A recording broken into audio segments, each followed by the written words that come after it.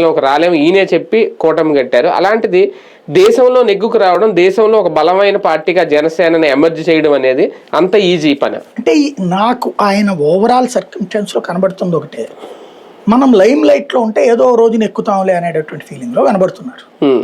Like ఇప్పుడు బీహార్లో రామ్ విలాస్ పాస్వాన్ కొడుకు చిరాగ్ పాస్వాన్ ఫ్యూచర్లో లీడర్ అయ్యే పరిస్థితి ఉంది. బీజేపీ జాగ్రత్తగా ఎమర్జ్ చేస్తుంది. అతను వే ఆఫ్ అంటే లాయల్టీ టువర్డ్స్ బీజేపీ, అట్లాగే లాయల్టీ టువర్డ్స్ నేషన్, ఇవి రెండు ఉన్నాయి.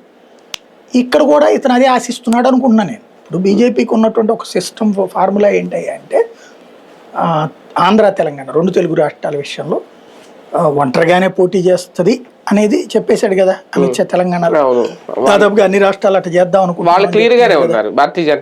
ఆ సిచ్యుయేషన్ లో వాళ్ళకి లెక్క ఏంటి, తెలంగాణ ఆల్రెడీ బిఎస్సీఎం అనౌన్స్ చేశారు కదా, బీసీసీఎం.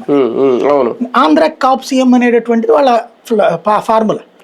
చెప్పారు అది. ఇప్పుడు అంటే మీకు కన్నా లక్ష్మీనారాయణ దగ్గర నుంచి పరిణామాలు అట్లాగే సోమవీర్రాజు, కన్నా లక్ష్మీనారాయణ, పవన్ కళ్యాణ్ ఎంకరేజ్ చేశాక అప్పుడు బీజేపీ పురంధేశ్వరనో లేకపోతే మాధవనో పెట్టుకొచ్చింది ముందుకి.